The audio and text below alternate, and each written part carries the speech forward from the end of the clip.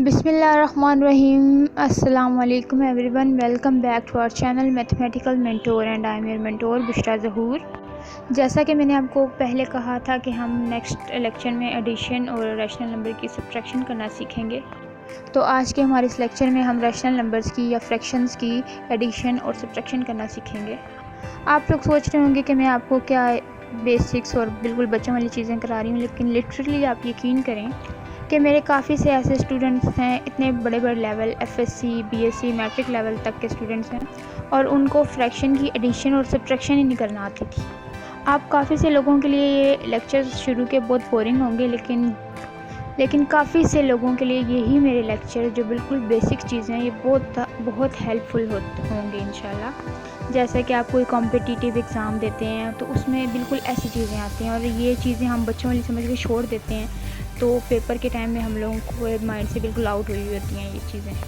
तो चलें अब हम आज का अपना लेक्चर शुरू करते हैं, जो कि है addition and subtraction of rational numbers. तो एडिशन और सब्ट्रैक्शन दोनों हम एक ही लेक्चर में कवर करेंगे क्योंकि दोनों को के करने का मेथड सेम होता है। तो एडिशन और सब्ट्रैक्शन करने के लिए ज़रूरी है दोनों रैशनल नंबर्स के कॉमन बॉटम नंबर सेम हों, लाइक उनके दोनों रैशनल नंबर्स के डिनोमिनेटर कॉमन हों।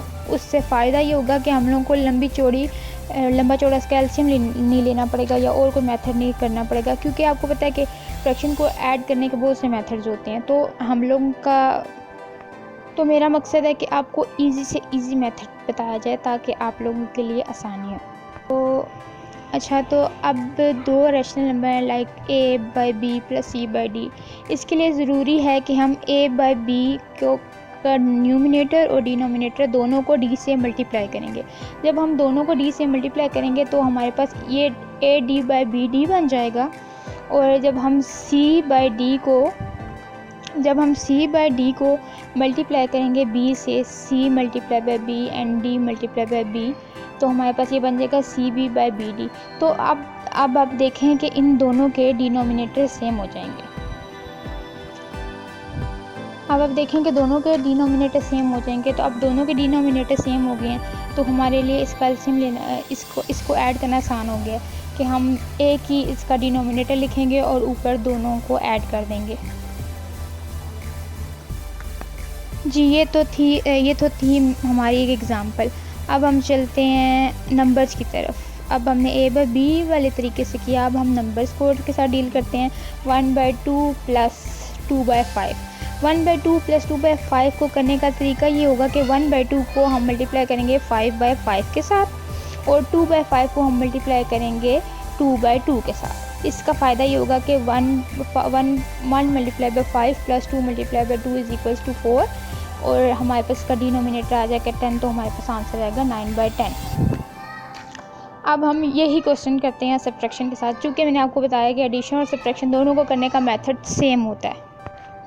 तो अब हम सब्ट्रैक्शन की तरफ बढ़ते हैं। अब सब्ट्रैक्शन करने का भी सेम ही मेथड होगा, लेकिन उसमें ऐड की जगह सब्ट्रैक्ट का साइन आ जाएगा, प्लस की जगह माइनस का साइन आ जाएगा। 3/4 को मल्टीप्लाई करेंगे 5/5 के साथ एंड 1/5 को मल्टीप्लाई करेंगे 4/4 के साथ, तो हमें 3 multiply by 5 and 1 multiply by 4 divided by 4 multiply 5 answer देगा 15 minus 4 divided by 20 which is equals to 11/20। अच्छा, आपको एक और ज़रूरी बात बताऊंगी कि यहाँ पर पॉइंट का मतलब जो हमने 3.5 लिखा है, इसका मतलब है मल्टीप्लाई। डॉट हम लोग मल्टीप्लाई के लिए इस्तेमाल करें यहाँ पर।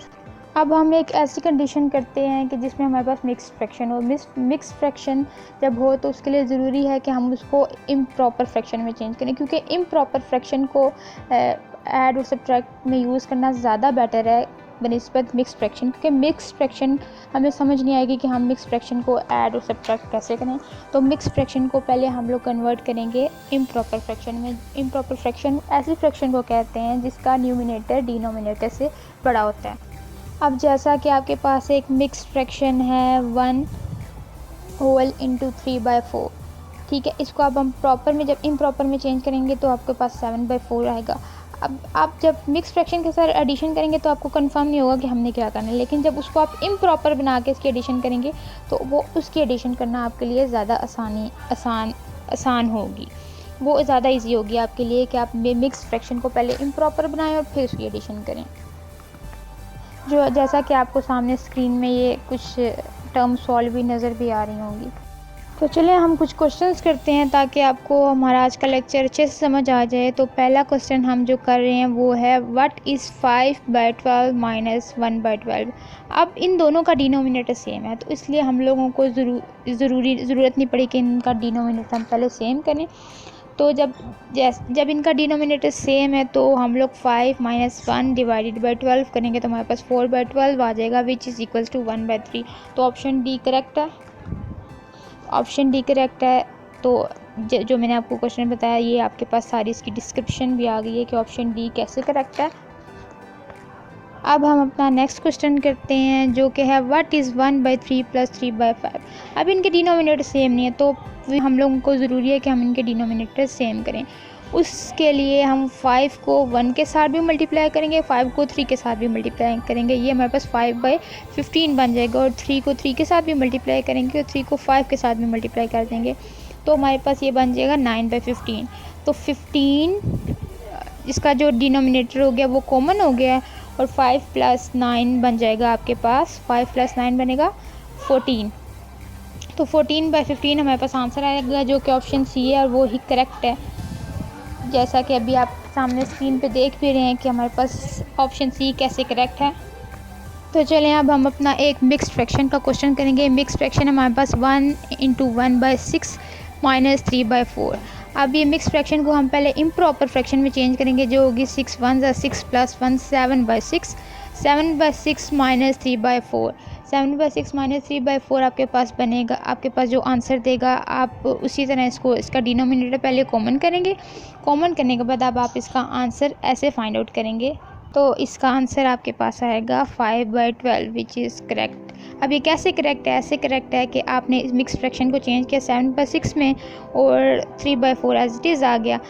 इसको आपने डिनोमिनेटर्स का कॉमन किया तो आपके पास 10/24 आ गया। उसकी कटिंग करके आपके पास 5/12 आ गया।